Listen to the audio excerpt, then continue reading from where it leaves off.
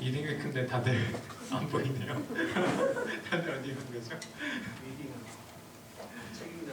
책임자라고 네, 할렐루야. 오늘 예배 오신 여러분들 진심으로 환영합니다.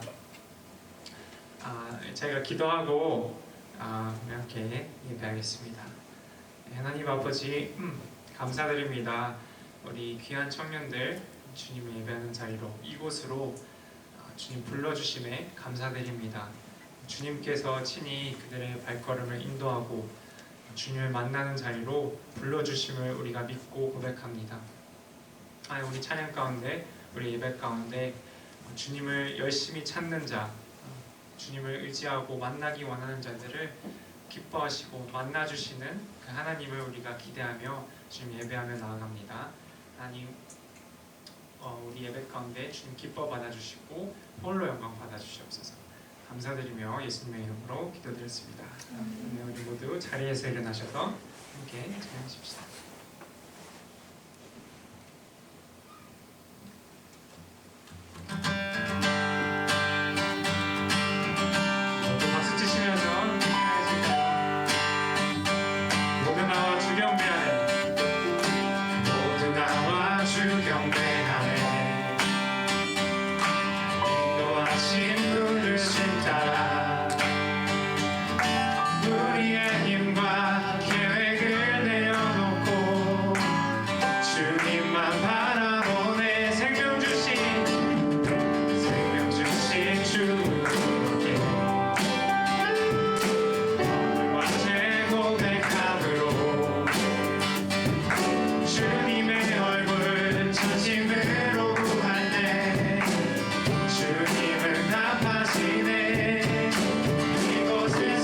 주님을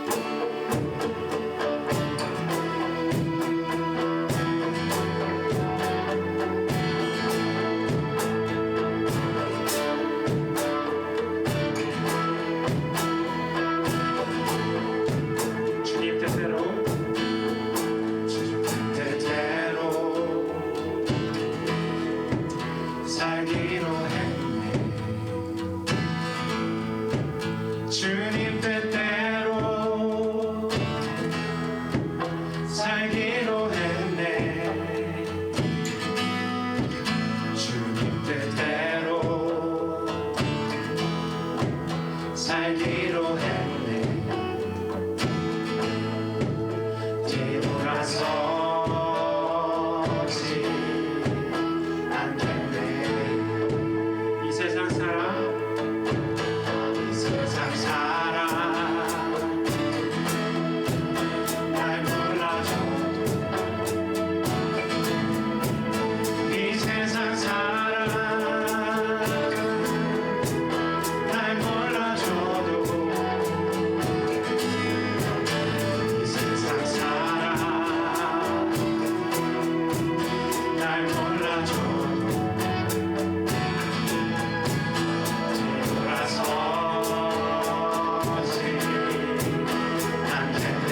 뒤돌아서지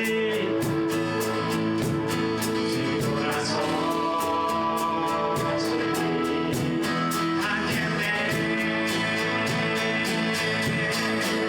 어떠한 시련이 와도 수많은 유혹 속에도 신실하신 주님 약속 난 붙들리리라.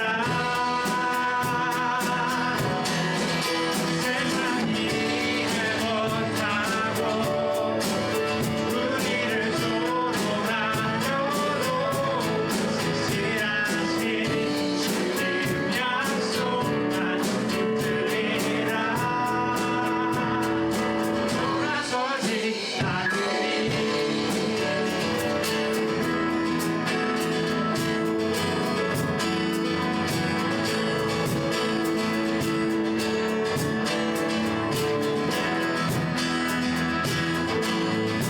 세상 등지고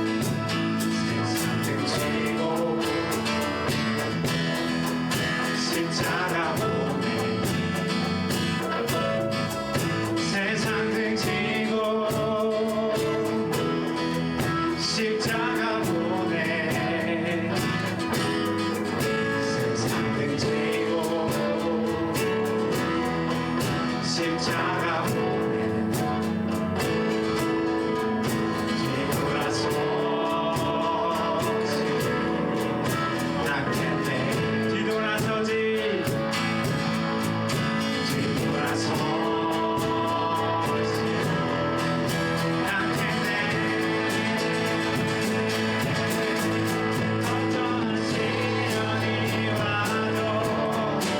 수많은 유혹 속에도 신실하신 주님 약속 난 붙들리리라. 세상이 이해 못하고 우리를 조롱하여도 신실하신 주님 약속 난 붙들리리라. 어떠한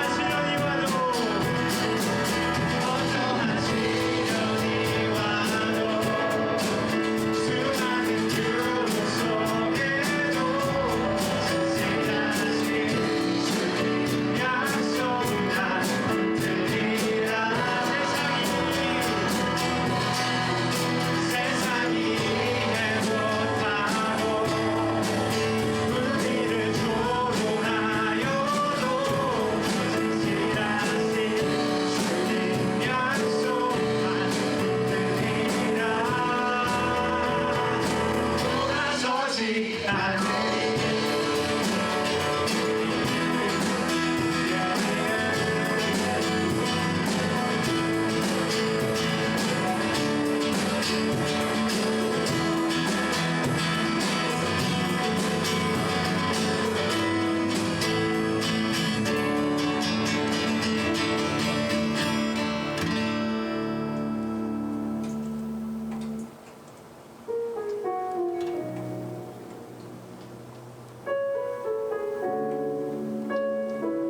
이제 함께 고백하실 때에 우리를 인도하시고 우리에게 말씀하시고 우리가 순종하는 것을 통해서 역사하시는 그 전능하신 주 하나님을 우리 함께 찬양하시겠습니다. 전능하신 나의 주 하나님은 능치 못하실 일 전혀 없네. 우리의 모든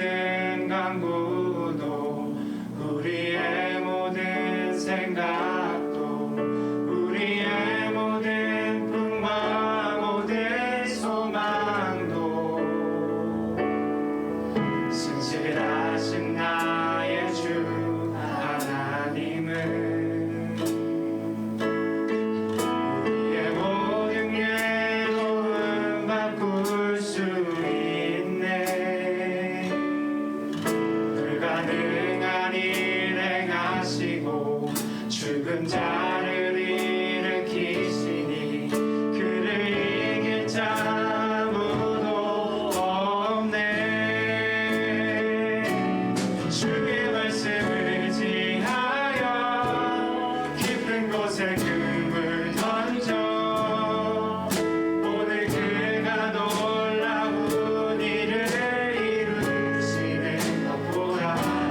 주의 말씀을 의지하여 믿음으로 금을 던져 믿는 자에게 능치 못함 없네. 전능하신 나의 주, 전능하신 나의 주 하나님은 능치 못하실 일 전혀 없네. 우리의 모든 강구도 우리의 모든 생각도 우리의 모든 꿈과 모든 소망도 신실하신 나의 주 하나님은 우리의 모든 괴로움 바꿀 수 있네.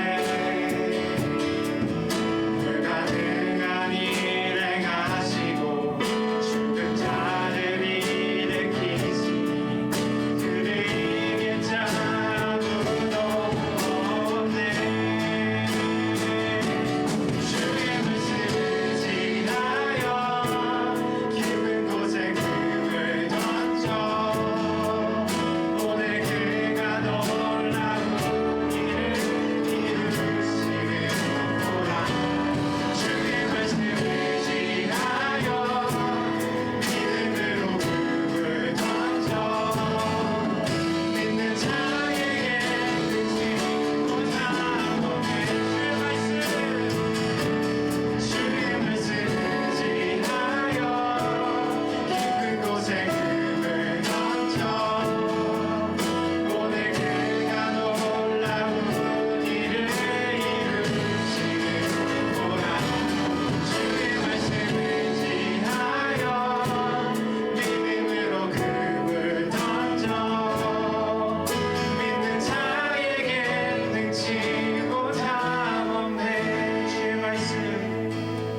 주의 말씀 의지하여 깊은 곳에 금을 던져 오늘 그가 놀라운 일을 이루시는 것 보라. 주의 말씀 의지하여 믿음으로 금을 던져 믿는 자에게 능치 못함 없네. 믿는 자에게 능치 못함 없네.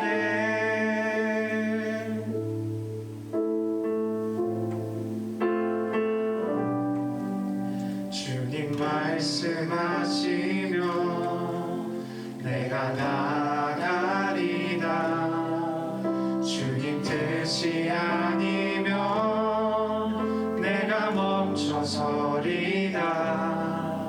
나의 가고 서는 것 주님 뜻에 있으니 오 주님 나를 이끄소서. 주님 말씀하시면 주님 말씀하시면 내가 나가리다.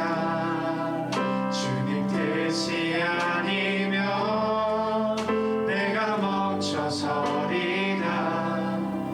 나의 가고 서는 것 주님 뜻에 있으니 오 주님 나를 이끄소서.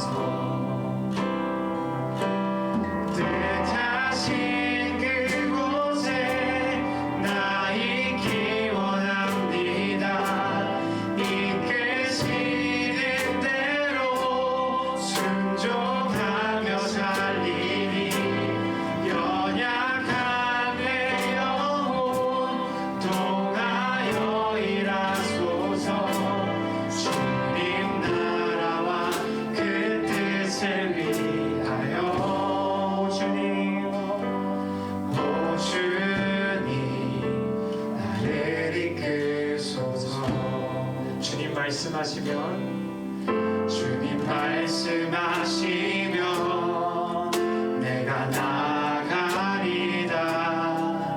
주님 뜻이 아니면 내가 멈춰서리다. 나의 가고 서는 것 주님 뜻에 있으니 오 주님 나를 이끄소서. 뜻하신 그곳에 나 있기 원합니다. 이끄시는 대로 순종하며 살리니 연약한 내 영혼 통하여 일하소서.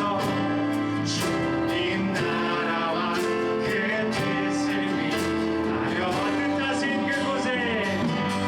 뜻하신 그곳에 나 있기 원합니다.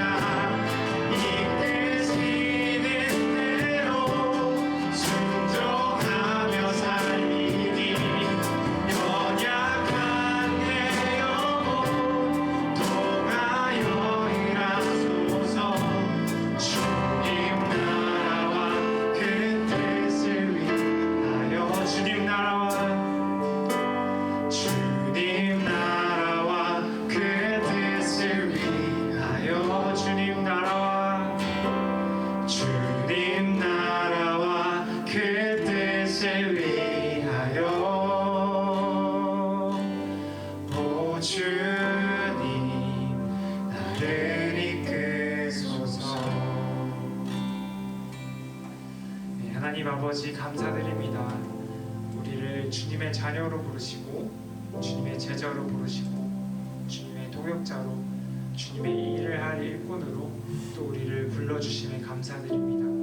하나님 아버지 주님께서 우리를 부르실 때에 우리를 사랑하시고 우리를 위해서 모든 것을 내어주신 그 주님께서 우리를 부르실 때에 우리가 주님하고 뒤돌아보지 않고 순종하고 따라갈 수 있는 우리의 믿음의 청년들이 될 수 있도록 허락하여 주시옵소서.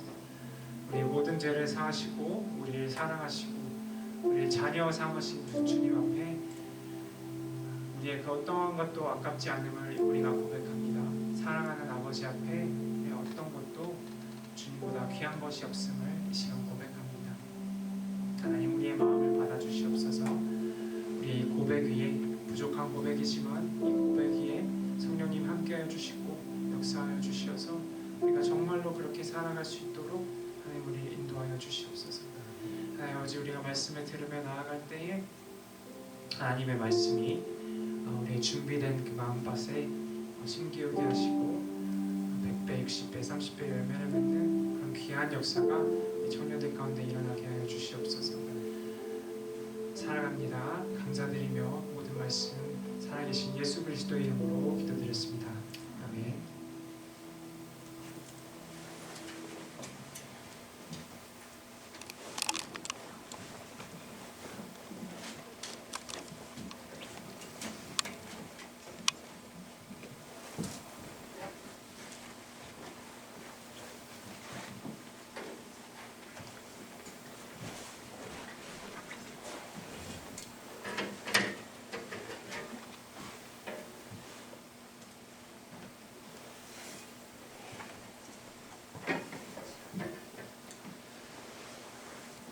오늘 말씀은 누가복음 5장 1절부터 11절까지 말씀입니다.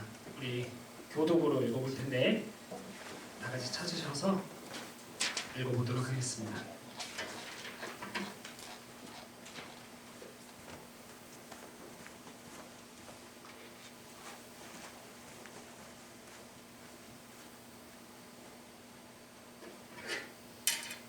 제가 1절을 읽고요. 여러분들이 2절 읽고 11절 같이 읽어볼게요. 읽어보겠습니다. 무리가 몰려와서 하나님의 말씀을 들을새 예수는 게네사렛 호숫가에 서서 호숫가에 배두척이 있는 것을 보시니 어부들은 배에서 나와서 그물을 씻는지라. 예수께서 한 배에 오르시니 그 배는 시몬의 배라. 육지에서 조금 떼기를 청하시고 앉으사 배에서 무리를 가르치시더니 말씀을 마치시고 시몬에게 이르시되 깊은 데로 가서 그물을 내려 고기를 잡으라. 시몬이 대답하여 이르되 선생님 우리들이 밤이 새도록 수고하였으되 잡은 것이 없지만은 말씀에 의지하여 내가 그물을 내리리이다 하고 그렇게 하니 고기를 잡아서 주심이 많아 그물이 찢어지니라.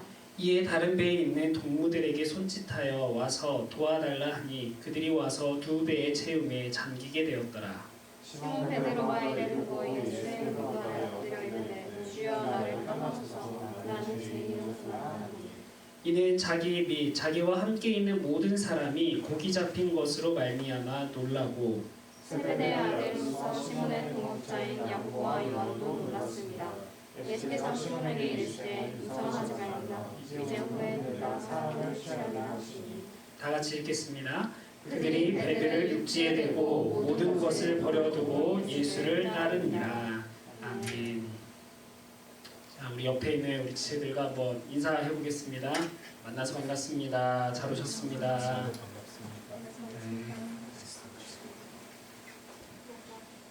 리딩잉크 잘 보내고 있죠?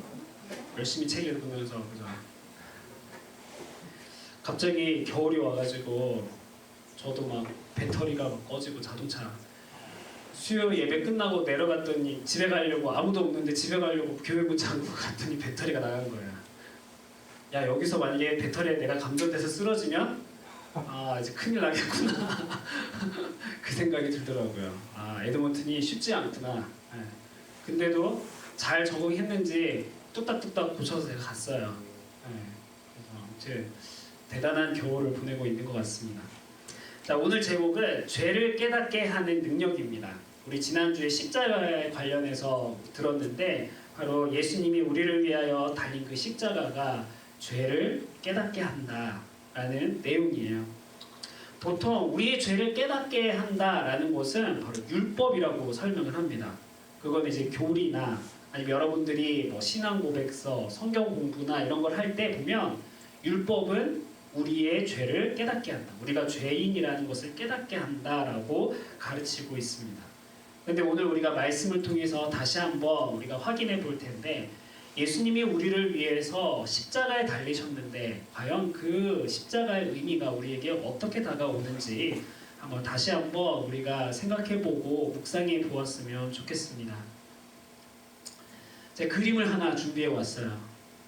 제가 좋아하는 화가가 있는데요. 바로 렘브란트라는 화가입니다. 이 렘브란트라는 화가는 이전의 화가들과는 굉장히 다른 그림을 많이 그렸습니다. 그게 무슨 말이냐면 예전에는 보통 성화라고 하죠.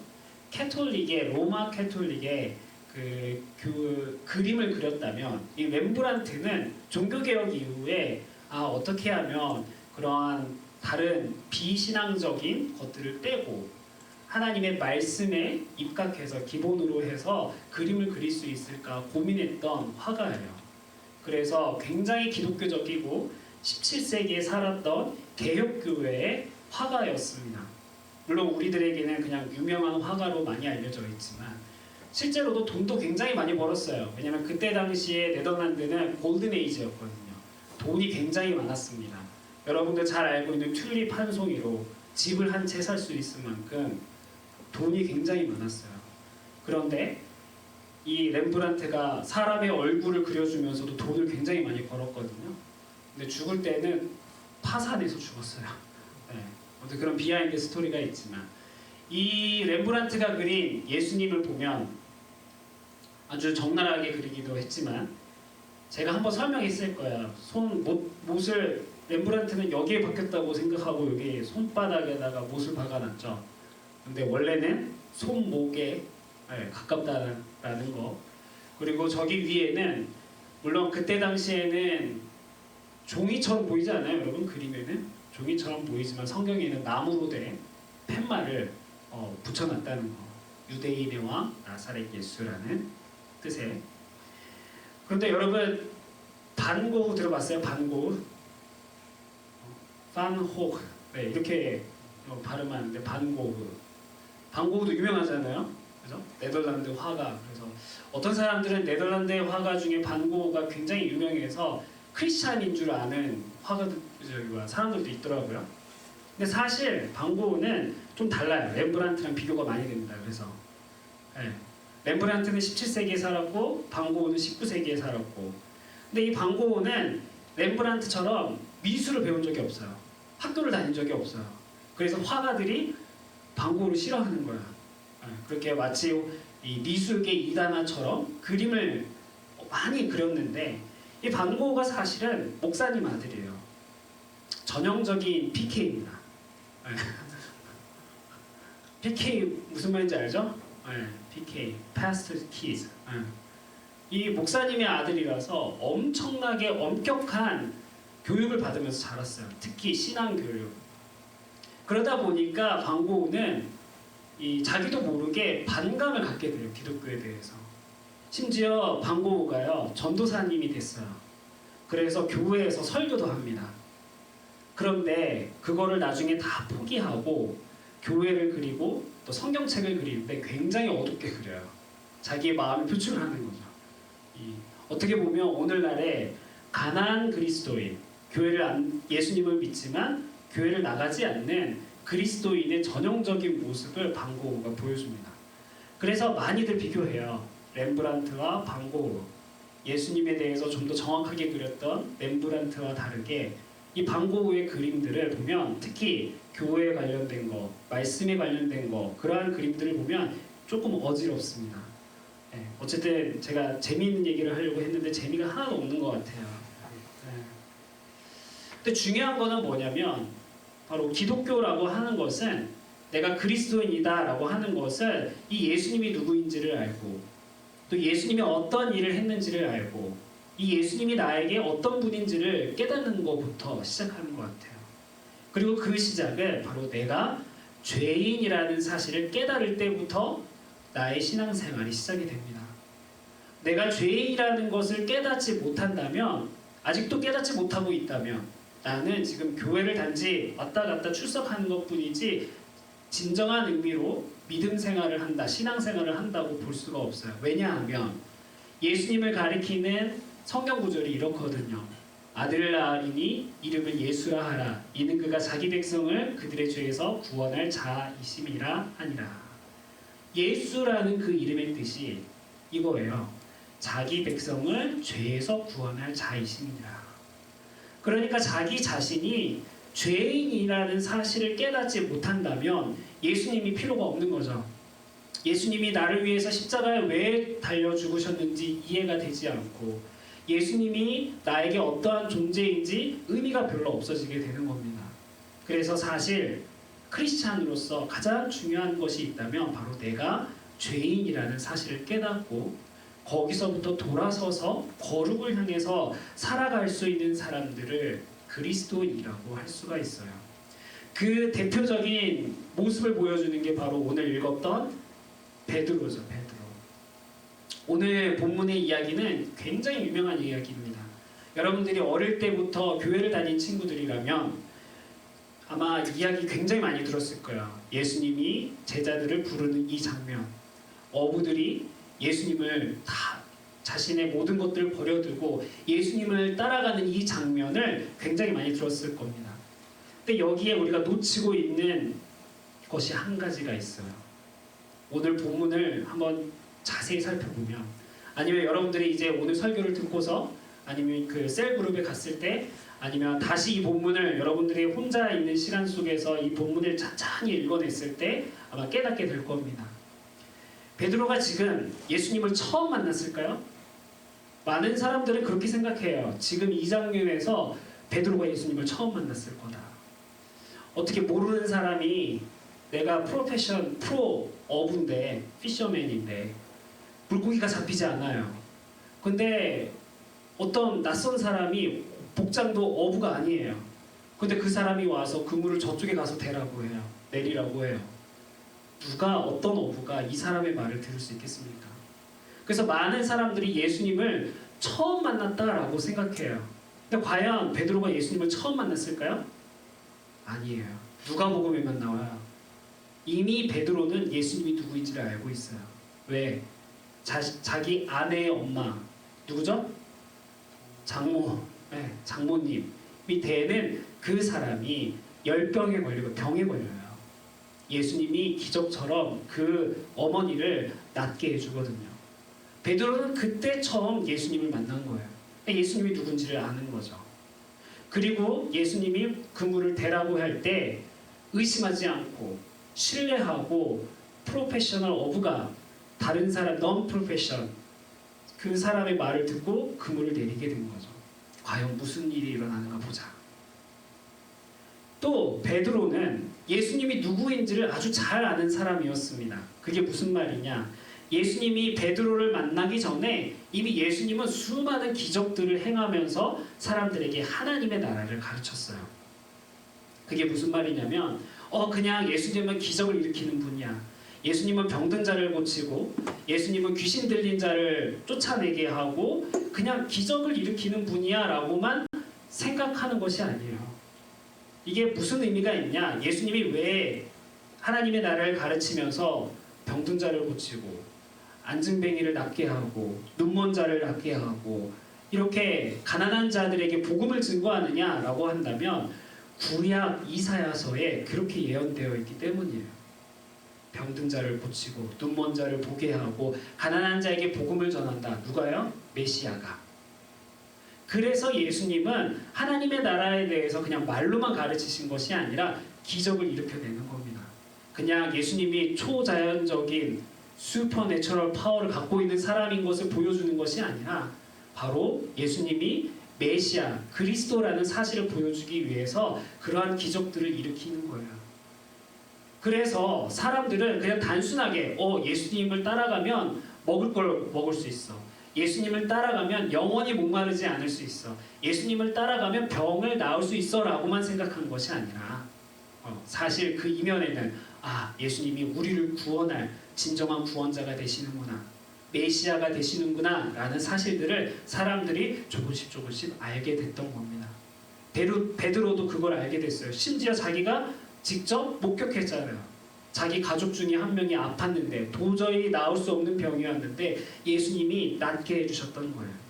그래서 베드로는 예수님의 말을 듣고서 그물을 내릴 수 있었고 물고기를 잡을 수 있었습니다. 또 여기서 우리가 기억해야 될 것이 한 가지가 있는데 만약에 여러분들이 어부라고 생각해 보세요. 오늘 물고기가 잡히지 않아요. 오늘 인컴이 없는 거예요. 그런데 예수님이 정말 자기 힘으로도 감당할 수 없는 물고기를 잡게 해줬어요. 기쁘지 않을까요? 내가 오늘 일한 것보다 훨씬 더 많은 이익을 남게 됐어요. 좋아하지 않을까요? 근데 베드로의 반응이 어때요? 한번 읽어볼까요? 다 같이? 읽어보겠습니다. 시작! 시몬 베드로가 이를 보고 예수의 무릎 아래 엎드려 이르되 주여 나를 떠나소서 나는 죄인이로소이다 하니 이제 물고기를 많이 잡았으니 나는 이제 부자가 될 수 있어. 그런 부푼 꿈을 갖고 있었던 것이 아니라 진짜 예수님이 메시아였구나. 진짜 예수님이 우리를 위하여 이 땅에 우리를 구원하시기 위하여 오신 메시아구나라는 사실을 깨달았기 때문에 자신의 연약함이 자신의 죄인됨을 고백하고 있잖아요. 그리고 예수님이 베드로를 부르십니다. 내가 너를 사람을 낚는, 사람을 취하는, 사람을 얻게 하는 어부가 되게 하리라. 그래서 베드로는 자신의 모든 것을 버려두고 예수님을 따를 수 있었던 거예요. 예수님이 진짜 메시아구나 라고 알았던 겁니다. 그래서 베드로는 자신이 죄인이라는 사실을 예수님을 통해서 깨닫게 되었어요. 이런 사람들이 바로 복음을 전하고 하나님의 나라를 위해서 살 수 있는 사람이 되었던 겁니다. 누가복음은 사실 책이 파트 1, 파트 2예요. 그러니까 누가복음은 파트 1이에요. 파트 2가 어딜까요, 여러분? 선물을 준비해왔는데 안 가져왔어요. 사무실에 있습니다. 제가 선물을 주겠습니다. 파트 2가 어디일까요? 성경책 중에. 너무 쉽게 맞추네. 잘 알고 있네요. 다른 퀴즈를 내야 되겠어요. 바로 사도행전. 그래서 베드로가 사도행전에서 뭐 하는 줄 알아요? 열심히 복음을 전합니다. 예수님이 누구인지를 알려줘요. 사람들에게 예수 그리스도가 어떤 분인지를 설교하고요. 예수님에 대해서 많은 사람들이 들을 수 있도록 곳곳마다 다니면서 복음을 증거하게 됩니다. 그래서 그리스도인들은 이렇게 베드로처럼 회개, 나는 죄인입니다 라는 그 사실을 잘 깨달을 수 있어야 합니다. 여러분들도 회개를 경험해 본 적 있나요? 회개는 돌아서는 걸 뜻하죠. 또 회심은 뭐예요? 내 인생에서 완전히 변화되는 거예요. 그래서 내가 이전에는 예수님을 모르고 살았다면 이제는 예수님을 아는 사람으로 사는 거죠. 예전에는 넌 크리스찬으로 살았다면 지금은 크리스찬으로서 살아가는 거죠. 인생이 완전히 바뀌는 거예요. 저도요, 어릴 때부터 교회를 다녔어요. 태어날 때부터. 그걸 모태신앙이라고 하죠. 그래서 모태신앙들이 신앙생활을 굉장히 못합니다. 네, 교회만 가요. 의자에 앉아 있는데 아무것도 못 들어요. 무슨 말을 하는지 몰라요. 저한테도 누군가 물어봤어요. 어릴 적에 기억나는 설교가 있나요? 와, 하나도 모르겠더라고요. 여러분들 모태신앙 있어요? 여러분들도 어릴 때 기억나는 설교 있어요? 이거요. 저도 기억나는 설교 딱 하나 있었어요. 그때 목사님이 제가 어릴 때 다윗의 물맷돌을 이야기하면서 열심히 제스처로 이렇게 했던 거, 그거밖에 기억이 안 나요. 얼마나 부끄러웠는지 몰라요. 네. 그랬는데 고등학교 때 회심을 경험하게 되죠. 저는 어릴 때부터 착하다는 소리 많이 들었거든요. 또 착하게 생겼잖아요. 그래서 어릴 때부터 성리 너는 참 착해. 그러니까 뭔가 나쁜 짓을 하면 안 될 것 같고 나는 착해야 되는 것 같은 거예요. 그래서 착한 줄 알았어요. 근데 어느 날 설교 시간에 목사님이 박성민 너는 죄인이야 했는데 아닌데요?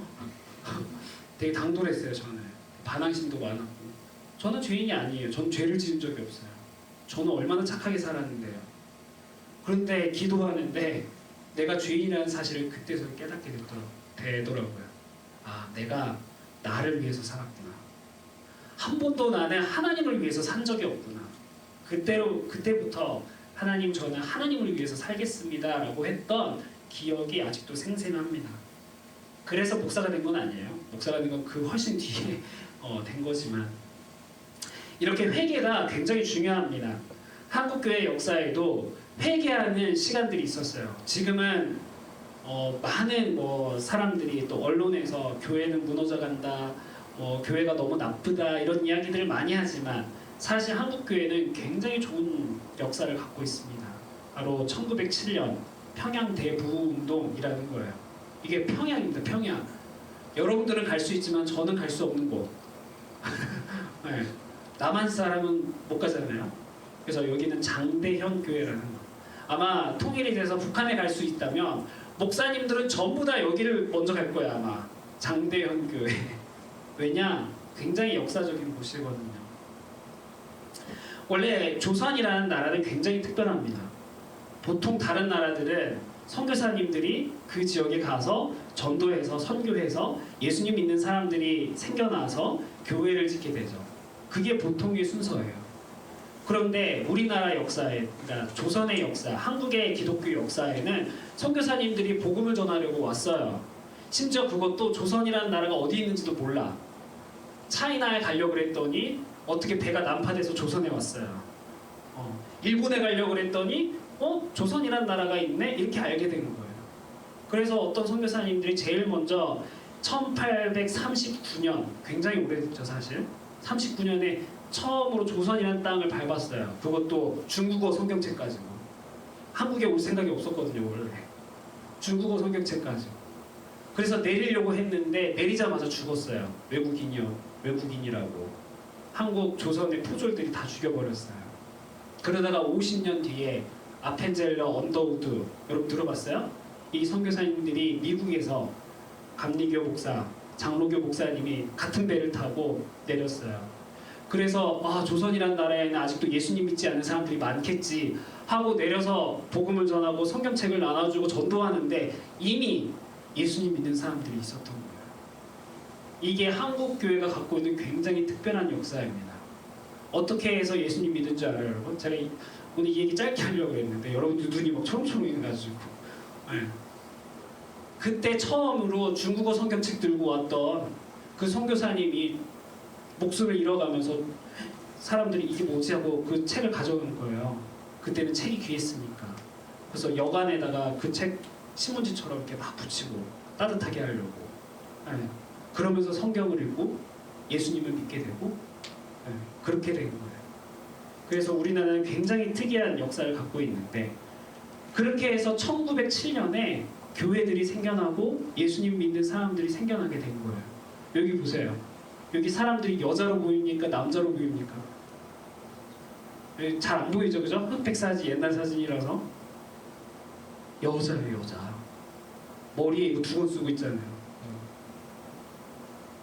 이때 당시에는 남존여비라고 그래서 여자는 교육도 안 받고 아무것도 못하는 시대였는데 여성들이 말씀을 듣기 위해서 버선발이라고 그러잖아요. 그렇죠? 어렵게 이 평양 장대교회까지 와가지고 설교를 듣는 거예요. 그것도 외국인 선교사가 한국어로 떠듬떠듬 하는 거를. 그러면서 말씀을 듣는데 이때 당시 어떤 일이 일어나냐? 길선주라는 장로님이 공개적으로 회개한 거예요. 교회를 신실하게 다닌 줄 알았던 장로님이었는데 믿음이 좋은 줄 알았던 장로님이었는데 자신의 죄를 이렇게 고백한 겁니다. 제일 친한 친구가 죽어갈 때 자기에게 돈을 맡겼어요. 내가 죽어갈 때 돈을 꺼내서 우리 와이프한테 갖다 주라고. 그런데 이 장로님이 그 돈을 와이프를 안 갖다 주고 자기가 가진 거예요. 그래서 눈물로 회개하는 시간을 가졌습니다.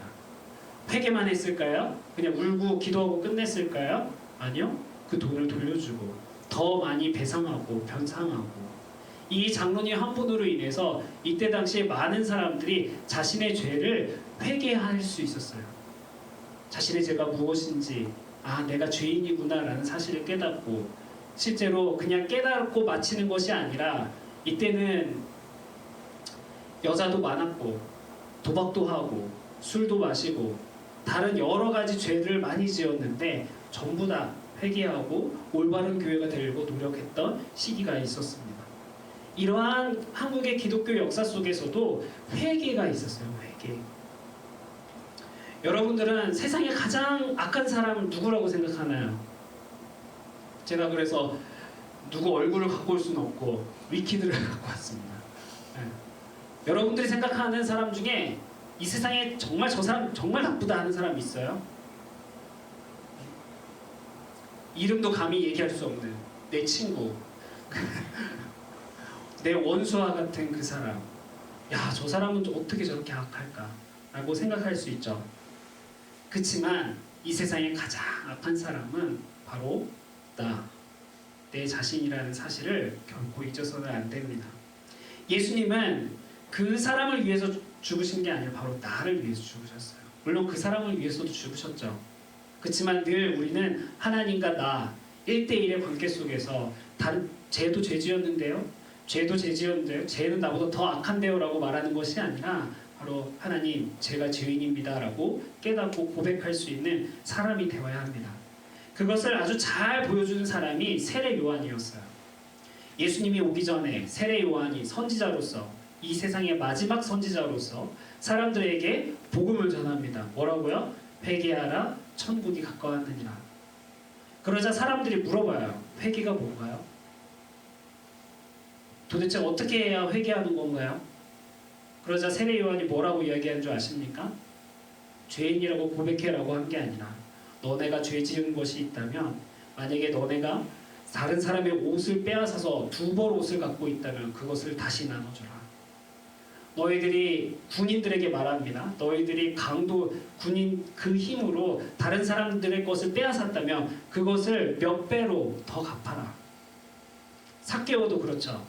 자신의 죄로 인해서 많은 사람들에게 세금을 강탈하는데 더 많이 뺏은 것이 있다면 4배로 갚겠습니다. 가난한 사람들에게 자신의 재산 절반을 나눠주겠습니다 라고 회개했어요. 이렇게 회개라는 것은 단순히 기도함으로써 내가 죄인입니다. 내가 정말 죄인입니다 하고 울고 끝내는 것이 아니라 정말 우리의 행동도 거룩하게 나아갈 수 있는 그리스도인이 되어야 합니다. 이 세상에 가장 악한 사람이 있다면, 예수님 시대에 가장 악한 사람이 있다면 바로 바라바라는 사람이었습니다. 바라바스. 여러분 들어봤어요? 바라바? 이 바라바는 어떤 사람이냐? 성경에서도 가장 악한 죄수, 유명한 죄수라고 나와요. 이렇게요. 그때 바라바라 하는 유명한 죄수가 있는데, 예수님이 체포되었을 때 당시 총독이었던 빌라도가 예수님을 놓아주고 싶었어요. 왜냐면 봤는데 죄가 없거든요. 어떻게든 이 예수님을 놓아주고 싶었어요. 그래서 마지막 카드로 내놓은 게 바라바였습니다. 그러면 예수님을 죽이지 말고 가장 유명한 죄수 바라바가 있는데 예수님 대신에 이 바라바를 죽이는 거 어때? 그러자 사람들이 뭐라고 하는 줄 알아요? 바라바를 놓아주라. 예수님을 십자가에 못 박으라 라고 이야기를 합니다. 여기 보세요. 빌라도가 물어 이르되 너희는 내가 누구를 너희에게 놓아주기를 원하냐? 바라바냐 그리스도냐? 두 명을 데리고 옵니다. 빌라도 생각에는 당연히 바라바라고 할 줄 알았어요. 사람들이. 그 유명한 죄수, 그 나쁜 사람, 그 악한 사람 바라바라고 할 줄 알았어요. 그런데 사람들은 예수님을 십자가에 못 박으라고 이야기합니다. 우리는 잘 알죠. 예수님이 힘이 없어서 십자가에 달려 죽으신 것이 아닙니다. 예수님은 이러한 나쁜 죄인, 유명한 죄수 바라바를 대신해서 십자가에 달려 죽으신 분이에요. 나를 위해서만 달려 죽으신 것이 아니라 가장 악한 사람을 위해서도 예수님은 십자가에 달려 죽으신 분입니다. 바울이 있어요. 바울은 어떤 사람이에요? 그 당시에 바울보다 잘 나가는 사람은 없었어요. 그거 무슨 말이냐? 돈도 많았고 지식도 많았고 출신도 좋아서 혈통도 좋아서 바울보다 잘난 사람이 없었어요. 그런데 바울이 예수님을 믿게 되고 뭐라고 고백하냐면 이렇게 고백합니다. 믿보다 모든 사람이 받을 만한 이 말이여 그리스도 예수께서 죄인을 구하시려고 세상에 임하셨다 하였도다. 죄인 중에 내가 괴순이라. 여기 영어로는 foremost라고 나왔지만 한국어로는 더 와닿지 않아요? 죄인 중에 내가 제일 나쁜 괴물이다. 괴수다. 괴물이다. 나는 죄인이다. 라고 고백하는 바울의 모습을 볼 수가 있습니다. 이렇게 예수님을 만나면 자기가 죄인이라는 사실을 깨닫고 회개하게 됩니다. 예수님도 그래요. 예수님도 찾아가고 만나주고 예수님께서 말씀하신 사람들을 보면은 저는 죄인이 아니에요. 저는 의인이에요. 라고 얘기했던 사람들이 아니라 전부 다 가난하고 저는 죄인이에요. 저는 나쁜 죄를 지었습니다. 라고 고백하는 그 사람들이었습니다. 오히려 바리새인들에게 얘기하시죠. 도끼가 나무 뿌리에 놓였으니 불에 태워 다 없애버리겠다. 예수님은 이렇게도 말씀하십니다. 내가 의인을 부르러 온 것이 아니라 죄인을 부르러 왔다. 그렇기 때문에 베드로가 저는 죄인입니다 라고 했지만 예수님은 그 죄인을 부르시는 거예요.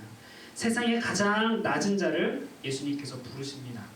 자신이 죄인이라는 사실을 깨닫는 사람을 예수님 부르세요. 죄인이라고 깨닫지 못하는 사람은 예수님 부르지 않으세요. 그들에게 말씀하지도 않으세요. 오히려 죄인이라는 사실을 깨닫는 사람에게 말씀하시고 죄인이라는 사실을 깨닫는 사람에게 죄로부터 구원을 베풀어 주십니다. 제가 어릴 적에는 이런 거를 많이 봤어요. 제가 이거 굉장히 신경 써서 만들었는데 까맣게 나오는군요. 예. 글 없는 책. 여러분 이런 거 본 적 있어요? 이제 우리 교회에서 아마 광고를 하는데 이제 캄보디아로 미션 트립을 갑니다. 내년 여름에. 그래서 이제 모집을 하고 있어요. 아마 오늘부터 청년부도 광고를 해야 되는데 이 캄보디아 미션 트립에서 우리가 이번에 그러니까 주로 할 것은 BDS가 아니라 전도예요. 전도. 그래서 전대성 선교사님이 뭘 막 보내주셨어요. 캄보디아어로 다 외워오세요. 와, 영어도 아니고 한국어도 아니고 캄보디아어로. 아무튼 그런데 그거 보니까 글 없는 책이더라고요. 이게 뭐냐? 이 책에는 글이 없어요. 색깔만 있어요. 저도 어릴 때 이거 많이 봤는데요. 여기 보이죠? 초록색, 빨간색, 저기 노란색이 아니고 황금색이에요. 황금색, 흰색, 그다음에 검은색이 보이죠. 그래서 나중에 제가 이거 한번 소개하는 시간이 있으면 참 좋을 것 같아요. 오늘은 하얀색과 검은색만 볼 거예요. 그래서 이건 잘 나왔네요. 검은색입니다. 검은색. 사람들에게 검은색을 보여줘요. 그리고 뭐라 하냐? 우리 마음과 같다. 우리는 죄인이라서 우리의 죄 때문에 우리가 거먹게 됐다. 그래서 성경을 한 구절씩 읽어줍니다. 모든 사람이 죄를 범하였음에 하나님의 영광에 이르지 못하더니 이 마음을 가지고서는 우리는 하나님 나라에 절대로 갈 수 없다. 그걸 알려줘요. 그리고 나서 하얀색을 보여줍니다. 하얀색이 안 나와. 이거 하얀색이에요? 어떻게 하면 검은 우리의 마음이 하얗게 되느냐? 또 성경 한 구절을 읽어줘요. 만일 우리가 우리 죄를 자백하면 그는 미쁘시고 의로우사 우리 죄를 사하시고 우리를 모든 불의에서 깨끗하게 하십니다. 여러 성경 구절이 있어요. 이사야에서는 뭐라 되어 있냐? 우리의 죄가 붉을지라도 진홍같이 빨간색, 여기 빨간색 있네요. 빨갈지라도 양털과 같이, 우리 에드먼튼 눈 많이 오잖아요. 흰 눈과 같이 깨끗하게 한다. 눈 검은 거 없잖아요, 그죠? 하얗잖아요. 이 빨간색도 하얗게 만드시고 검은색도 하얗게 만드시는 분이 우리 예수님이다. 이렇게 이야기를 해줍니다. 여러분도 어때요? 여러분들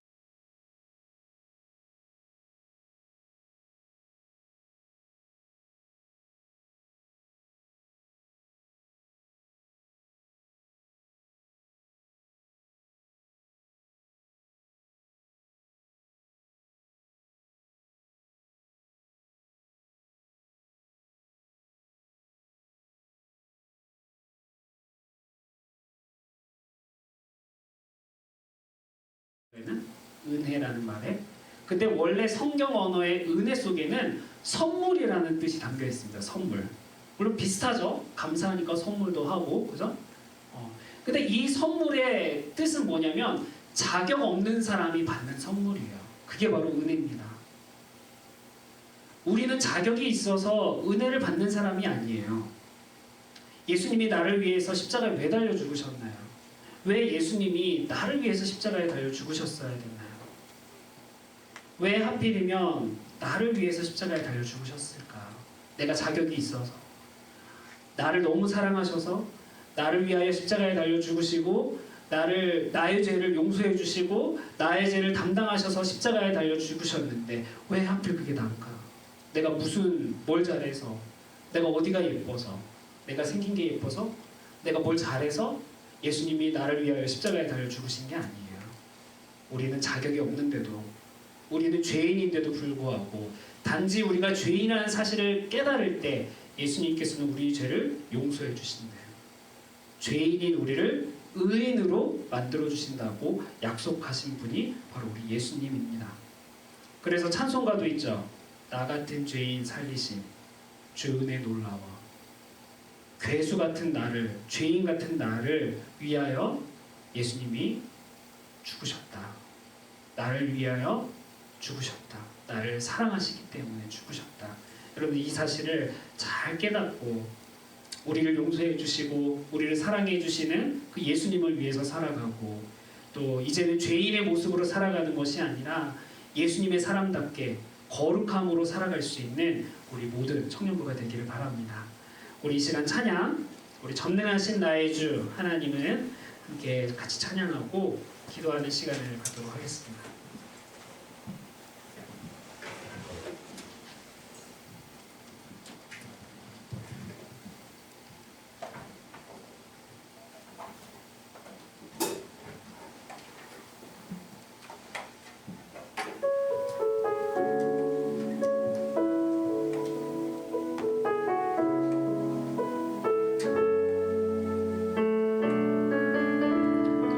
다시 한번 생각하면서 우리 같이 찬양하겠습니다. 전능하신 나의 주, 전능하신 나의 주 하나님은 잊지 못하실 일 전혀 없네. 우리의 모든 간구도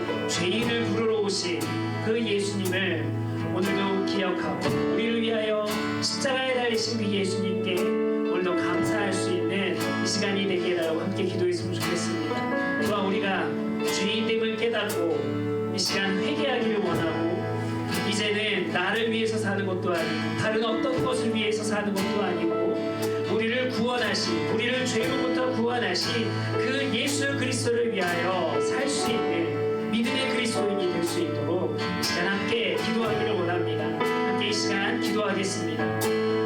하나님 감사합니다. 오늘도 나를 위하여 십자가에 달리신 그 예수님을 묵상합니다. 하나님 감사합니다. 그 예수님을 바라볼 때, 나를 위하여 십자가에 달린 그 예수님을 바라볼 때 죄인이라는 그 사실을 깨닫고 고백하고 회개하고 돌아서고 회심하여서 이제는 죄인의 모습으로 살아가는 것이 아니라 예수 그리스도의 사랑으로, 사람을 낚는 업으로, 예수님의 제자로, 하나님의 사람으로 살아갔습니다. 하나님, 바로 우리가 그러한 예수 그리스도의 부름에 응답하여서 거룩함으로 살아갈 수 있는 그리스도인이 되기를 원합니다. 모세 시대에도 높임을 바라볼 때 살았던 것처럼 하나님, 베드로가 예수님을 바라보았던 것처럼 사도 바울이 예수님을 바라보았던 것처럼 하나님, 자신의 그 어떤 것을 내세우는 것이 아니라 오늘도 우리가 내가 죄인이라는 그 사실을 깨닫게 하여 주시옵소서.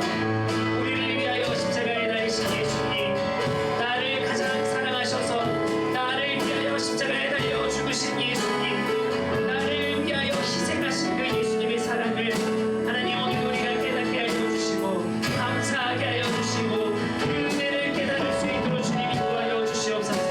그 은혜를 깨달았기 때문에 하나님 오늘도 우리는 우리를 위하여 살지 않습니다. 이 세상을 위하여 살지 않습니다. 예수 그리스도를 위하여 살아갈 수 있도록 인도하여 주시옵소서. 베드로가 부름받았던 것처럼 이 세상에 사람을 낚는 어부, 하나님의 나라를 위하여 살아가는 사람, 하나님의 뜻을 이룰 수 있는 사람, 예수 그리스도를 위하여 살아갈 수 있는 사람이 되게 하시고 하나님, 오늘도 우리가 죄인이라는 사실을 고백합니다.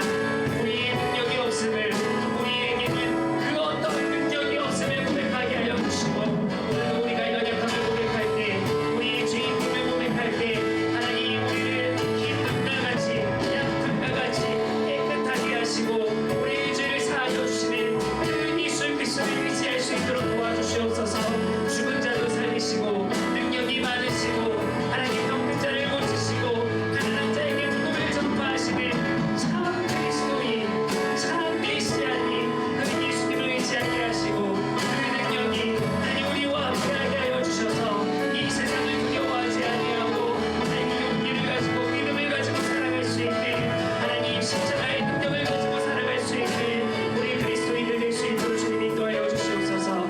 이 에드먼튼에서 하나님 우리를 향하신 하나님의 뜻이 예수 그리스도의 뜻이 있는 줄 믿습니다. 그 뜻 부여잡고 살아갈 수 있는 우리 귀하고 멋진 아름다운 우리 하나님의 청중들 될 수 있도록 주님 인도하여 주시옵소서. 하나님 감사합니다. 예수 그리스도의 이름으로 기도드립니다. 아멘. 하나님 감사합니다.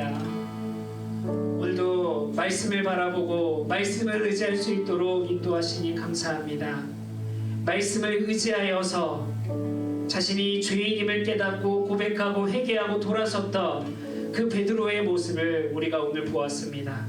베드로뿐만이 아니라 많은 성경의 믿음의 사람들은 자신들이 죄인이라는 그 사실을 깨닫고 더 이상 자신을 위하거나 다른 세상의 어떤 것을 위해서 살아가는 사람들이 아니라 예수님을 위해서, 하나님을 위해서, 하나님의 나라와 그 뜻을 위해서 살아가는 사람들이었습니다. 하나님, 여기 모인 우리 에드먼튼에 또 제1장로교회에 우리 귀한 청년들이 모여 있습니다. 하나님, 우리가 바로 그러한 사람이 되게 하여 주시옵소서. 하나님의 나라를 위한 사람, 예수 그리스도를 위한 사람, 예수님이 우리를 위하여 십자가에 달리신 그 사랑을 깨닫고 그 은혜를 깨닫고 하나님 앞에 감사하며 예수님을 위해서 살아갈 수 있는 우리 모든 청년들 될 수 있도록 주님 인도하여 주시옵소서. 오늘도 우리는 연약하지만, 우리는 죄인이지만 우리를 위하여 십자가에 달리신 그 예수님을 의지하며 오늘도 이 시간 나아가길 원합니다. 우리를 의인으로 칭하시고 우리를 거룩한 사람으로 만드시고 죽은 자도 살리신 그 예수님께서 우리도 변화시켜 주시고 우리도 거룩하게 살아갈 수 있도록 힘 주시고 용기 주시고 믿음 허락하여 주실 줄을 믿사오니 하나님 우리와 함께하여 주시고 이번 한 주를 살아갈 때에도 하나님을 위하여서 살아갈 수 있는 우리 모두가 될 수 있도록 주님 인도해 주시옵소서. 감사드리며 예수 그리스도의 이름으로 기도드립니다. 아멘. 지금은 우리 주 예수 그리스도의 은혜와 하나님의 크신 사랑과 성령님의 교통하심이 오늘도 예수 그리스도의 은혜를 깨닫고 그분만을 위해서 살아가기를 다짐하는 우리 귀한 우리 제일장로교회 청년부 가운데 영원토록 함께 있을지어다. 아멘.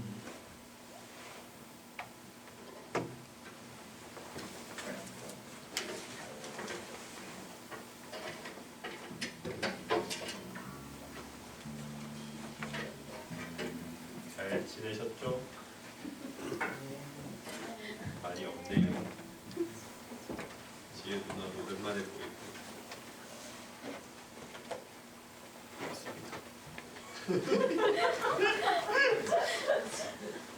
다솜이 형은 오늘 어디 여자친구 만나고 오는 게 늦어져서 참여하지 못했고요. 그래서 셀 모임은 2개로 나누겠습니다. 아닙니다. 상의해보고 나누겠습니다.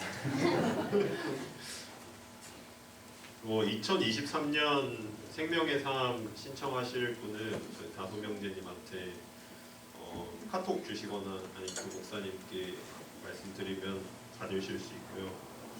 또 화요일 저녁에 저기 지훈 간사님 집에서 저희 기도 모임을 하는데 저는 아직 한 번도 네, 너무 좋은 거 안 가도 아니까 다음에 저도 가보겠습니다. 혹시나 아직 안 오신 분들도 부담 없이 또 와서 같이 기도하고 또 그날 그 저희 예배드리고 나눈 거 연장으로 또 삶 속에 살아가면서 그죠? 살아가면서 또 적용하는 것들도 나누고 또 말씀 안 까먹게 나눈 시간이니까 또 참여해 주세요. 참여하겠습니다. 그리고 내일 저희 또 학생들을 위한 타이틀이지만 다 와도 되는 그런 지훈이 형이 아니라 다솜형제님 집에서 저희가 한락을 하는데요. 근데 음식 꼭 안 가져오셔도 되지만 컨셉이 분식이에요. 컨셉이 분식인데 음식이 더 많이 필요하대요. 그래서 혹시나 자기 요리 좀 한다 아니면은 우리 엄마 요리 좀 한다 부탁드려서 꼭 가져와 주시고요. 또 혹시나 음식 안 가져오셔도 부담 없이 드시면서 즐기셔도 되니까 꼭 네, 시간 되시는 분들은 오세요. 사람 엄청 많이 온대요. 20명이나. 네, 미리 알려주셔야 돼요. 네? 맞아요. 혹시나 투표 안 하셨는데 이제 나는 마음이 바뀌어서 가고 싶다 하시는 분들은 이제 미리 시리 간사님 그냥 카톡방에 올려주세요. 카톡방에다가 올려주세요. 네. 그리고 혹시나 그 자기가 또 한락 가져오고 싶다 하시는 분은 메뉴 안 겹치게 또 어떻게 하죠? 그것도 꼭 카톡방에 올려주세요. 꼭 카톡방에 올려주세요. 그리고 저희 잠시 5분만 쉬는 시간 가졌다가 네 좋습니다. 네, 저희가 지난주에 이제 교회에서 공식적으로 광고를 했는데요. 이제 여름에 캄보디아 미션 트립을 갑니다. 특별히 이제 청년들이 많이 갔으면 해요. 그래서 CM도 갈 거고요. 청년부도 갈 거고요. 그다음에 유스도 갑니다. 벌써 이제 7명이 신청을 했는데 많이 참여해 주셨으면 좋겠어요. 아마 비용이랑 날짜가 제일 궁금할 거예요. 그래서 날짜는 비행기 제일 쌀 때.